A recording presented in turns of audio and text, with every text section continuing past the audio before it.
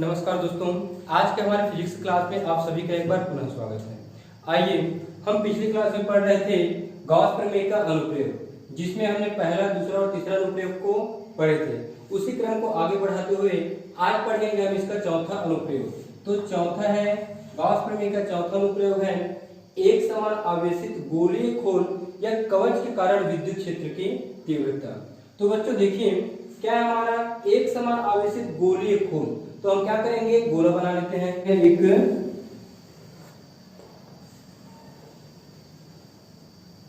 गोला जिसका केंद्र क्या है भाई, O, केंद्र O, और इस गोले की त्रिज्या है कैपिटल R। ठीक, अब ये जो गोला है वो प्लस आवेश से क्या है, एक समान रूप से आवेशित है। ये एक समान रूप से आवेशित है। आप इसके लिए दो लाइन यहाँ पे वर्णन कर सकते हैं कि माना O केंद्र और कैपिटल R त्रिज्या का एक गोलीय कवच है जो प्लस Q आवेश से एक समान रूप से आवेशित है। इस गोले पर विद्युत क्षेत्र की तीव्रता निम्न तीन स्थितियों में ज्ञात कर सकते हैं। तो इसका पहला स्थिति है, पहला, जब बिंदु P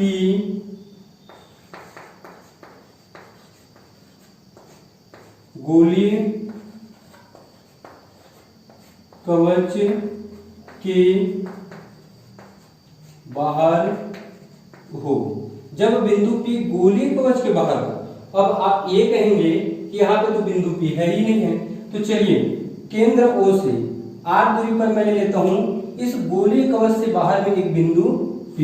तो यहाँ पे ले लेता हूँ मैं बिंदु P, जहां हम क्या करेंगे, विद्युत क्षेत्र की तीव्रता ज्ञात करेंगे। इसकी दूरी क्या है, R है, तो ये ले लीजिए दूरी R।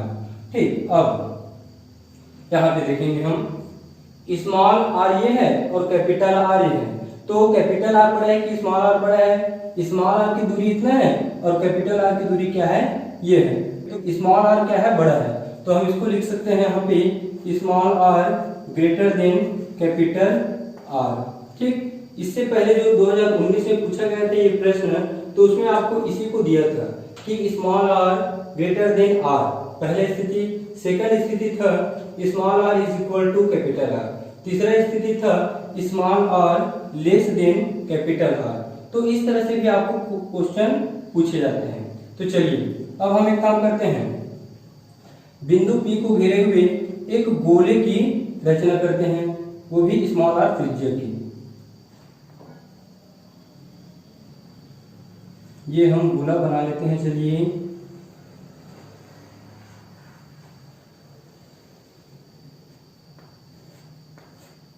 ये हमारा एक गोला बन गया। ठीक, स्मॉल r त्रिज्या और इसका भी केंद्र क्या है, वो है। तो इसमें हम वर्णन कर सकते हैं, इसमें वर्णन हम क्या कर सकते हैं भाई, केंद्र O से R दूरी पर एक बिंदु P है जहां विद्युत क्षेत्र की तीव्रता ज्ञात करनी है। O को केंद्र तथा स्मॉल r को त्रिज्या मानकर एक गोले की रचना करते हैं जो बिंदु P से होकर जाती है। इस गोले का बंध पृष्ठ गासीय पृष्ठ की तरह कार्य करता है। तो बाह्य गोले से गुजरने वाला संपूर्ण विद्युत फ्लक्स। तो चलिए लिखिए, व्यंजक बाह्य गोला से गुजरने वाला संपूर्ण विद्युत फ्लक्स, संपूर्ण विद्युत फ्लक्स। तो सब विद्युत फ्लक्स क्या होता है भाई, विद्युत फ्लक्स होता है phi E is equal to बंद समाकलन E वेक्टर डॉट ds। ठीक, यहाँ पे E को डॉट हटाते हैं तो क्या मिलता है आपको, E और डॉट को हटा देंगे तो ds और ये cos थीटा। अब थीटा का मान हम क्या रखते हैं, 0 अंश। तो यहाँ पे यदि हम इसको आगे बढ़ाएंगे, ये P और इसको हम आगे बढ़ाएंगे, तो विद्युत क्षेत्र की तीव्रता क्या होगा, यहाँ पे होगा। और हम क्या करते हैं, एक अल्पांश बना लेते हैं तो अल्पांश और विद्युत क्षेत्र इस बीच में जो कोण बनेगा वो कितने अंश का बनता है? 0 अंश का। तो theta is equal to 0 degree. ठीक, ये मान यहाँ पे रख दीजिए। तो बंद समाकलन ई डी एस और थीटा की जगह 0 रखेंगे तो ये होगा cos 0 अंश। ठीक, ई को बाहर निकालेंगे तो ई निकलेगा बाहर, तो बंद समाकलन डी एस और cos 0 का मान क्या होता है? 1। उसको यहाँ पे आप इसको लिख सकते हो cos 0 अंश इज इक्वल टू 1। ठीक, इसके बाद हम इसको आगे बढ़ाते हैं। तो ऐसे हल होगा phi E is equal to E और ये बंद समाकलन ds है। तो देखिए ये छोटा सा भाग को हम क्या कहेंगे? ds कहेंगे, अर्थात इसको जो हम अल्पांश लिए इसको हम कहते हैं ds, और बंद समाकलन लग गया है तो इस अल्पांश के कारण क्या हो जाएगा? पूरे गोले का पृष्ठीय क्षेत्रफल। और गोले का पृष्ठीय क्षेत्रफल क्या होता है भाई? बंद समाकलन ds इज इक्वल टू होता है 4 पाई r का स्क्वायर। तो हम इस मान को क्या करेंगे? यहाँ पे रखेंगे। तो चलिए बंद समाकलन ds की जगह हो जाएगा 4 पाई r का स्क्वायर। ये हो जाएगा आपका, इसको दे देंगे हम समीकरण 1। अब हम क्या पढ़ रहे हैं? गॉस के प्रमेय का अनुप्रयोग। तो गॉस के प्रमेय से गॉस के प्रमेय से, तो गॉस का प्रमेय क्या होता है भाई?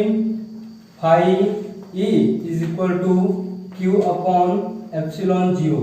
हम इसको दे देंगे समीकरण 2। अब देखिए समीकरण 1 और समीकरण 2, इसके दोनों का बायां पक्ष क्या है? बराबर है। तो दायां पक्ष भी क्या होगा? आपस में बराबर होगा। तो समीकरण 1 व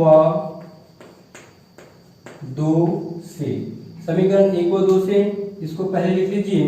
तो e 4 पाई r का square is equal to q upon epsilon 0। यहाँ पे आपको मिलेगा, देखिए हमको निकालना क्या चीज है? विद्युत क्षेत्र की तीव्रता। तो इस पूरे को पक्षांतर करेंगे और e को यहाँ पे छोड़ेंगे। तो e इज इक्वल टू मिलेगा आपको 1 अपॉन 4 पाई एप्सिलॉन 0 और q अपॉन r का स्क्वायर। ठीक, इसको आप दे दीजिए समीकरण 3। तो जब बिंदु P गोलीय कवच के बाहर हो तो उसके लिए ये जो व्यंजक है यहीं तक कंप्लीट होता है। अब दूसरा कंडीशन हम क्या देखेंगे? दूसरा, जब बिंदु P, ये जो बिंदु P है, पहला वाला बोला था हमारा ये वाला कैपिटल R त्रिज्या वाला, तो इस बिंदु P को हम क्या करेंगे यार? इसके पृष्ठ पर लाएंगे। किसके पृष्ठ पर? पहले वाले गोले के। तो यहाँ पे हम लिखेंगे जब P गोलीय कवच के पृष्ठ पर हो। जब गोलीय कवच के पृष्ठ पर हो तो उसके लिए मैं चित्र बना देता हूँ। देखिए आप यहाँ पे एक गोला बनेगा आपका स्मॉल r त्रिज्या का, ये छोटा सा बना देता हूँ मैं, ये कैपिटल R त्रिज्या का गोला यहाँ पे आपका बनेगा। ठीक, ये कैपिटल R। अब हमको करना क्या है? बिंदु P इसके पृष्ठ पर हो, अर्थात R की दूरी भी क्या होगी? इसी पृष्ठ में होगा। तो यहाँ पे हम देंगे बिंदु P और ये होगा विद्युत क्षेत्र की तीव्रता E। अभी भी आवेश क्या है? गोले के बाहर में है, तो ये गोले के बाहर में रहेगा। ठीक, और यहाँ पे हम देंगे O। तो देखिए जब बिंदु P गोलीय कवच के पृष्ठ पर हो तो कैपिटल R और स्मॉल r क्या होंगे? एक दूसरे के बराबर होंगे। तो इसका कंडीशन हो जाता है capital R is equal to small r। ठीक, इसको देते हैं पेपर में। अब इसके लिए यहाँ देखिए कुछ भी करना नहीं पड़ेगा आपको, ये दोनों आपस में बराबर हैं। तो इस मान को आप समीकरण 3 में रख दीजिए। तो समीकरण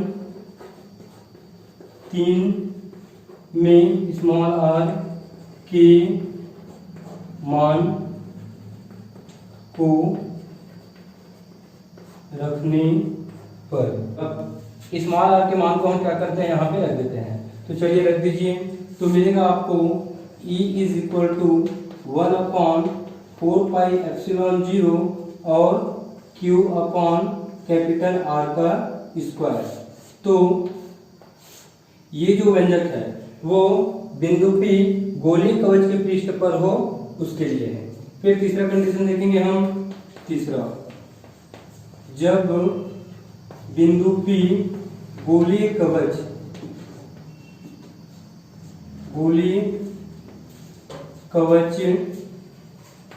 के अंदर हो, अर्थात बिंदु P क्या होगा, ये जो बिंदु P है वो गोलीय कवच के अंदर होगा। तो सबसे पहले हम यहाँ पे एक और गोला बनाएंगे, तो ये हम गोला बना लेते हैं।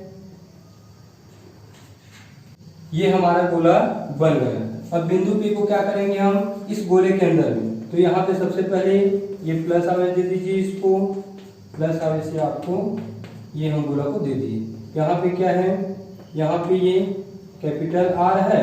अब बिंदु P हम अंदर में लेंगे, तो बिंदु P को मैं ले लेता हूँ यहाँ पे, ठीक। तो बिंदु P से इसकी त्रिज्या क्या है, स्मॉल r। अब बिंदु P को घेरे हुए क्या करेंगे, हम एक अंदर में गोला बनाएंगे। ये हमारा गोला बन गया। अब देखिए स्मॉल r क्या है, छोटा है, और कैपिटल R क्या है, बड़ा है। तो small r less than capital R, ठीक। जब बिंदु P गोलीय खोल के अंदर में स्थित होता है तो इसमें आवेश का मान क्या होता है, शून्य होता है। क्यों? क्योंकि अंदर में आवेश का अस्तित्व नहीं रहता है। आवेश का जो वैल्यू है वो सिर्फ बाहर में ही रहता है। तो यहाँ पे हम Q इज इक्वल टू क्या रखेंगे, 0 रखेंगे। किसमें, समीकरण 3 में। तो समीकरण आप क्या करिए, Q इज इक्वल टू 0 रख दीजिए, तो मिलेगा हमको E इज इक्वल टू 1/4πε0 और 0/r का स्क्वायर, ठीक। इसको हल करेंगे तो 0 से हम इस नीचे वाले को भाग देंगे, तो E इज इक्वल टू मिलेगा आपको 0। इस तरह से बिंदु P गोलीय कवच के अंदर में हो तो उसके लिए E का मान क्या मिलता है, 0 मिलता है। इस तरह से यह जो व्यंजक है वो पूर्ण रूप से कंप्लीट होता है। इसमें 3 स्थितियां हैं। एक है आपका small r greater than capital R, दूसरा है हमारा capital R is equal to small r, और तीसरा है हमारा small r less than capital R। ये चित्र पहले के लिए था, ये चित्र दूसरे के लिए है, और ये जो चित्र है वह तीसरे के लिए है। आपको तीनों चित्र बनाना पड़ेगा, ठीक। तो इस तरह से आज हमारा अध्याय 1 का जितने भी व्यंजक है वो कंप्लीट होता है। तो हम अगली क्लास में देखेंगे अध्याय 2।